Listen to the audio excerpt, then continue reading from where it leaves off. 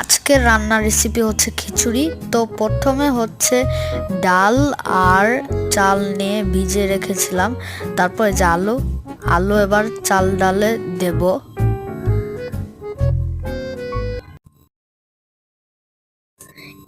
এরপর আমি দেব আদা বাটা, তারপর দেব হচ্ছে আমি হলুদের গুঁড়া, তারপর আমি পানি দেব। পানি দেওয়ার পর চুলায় বসিয়ে যখন যখন এরকম হতে থাকবে তখন মরিচ দেব। তারপর কিছুক্ষণ ঢেকে রেখে তারপর খিচুড়ি ভালো করে নাড়াতে থাকবো।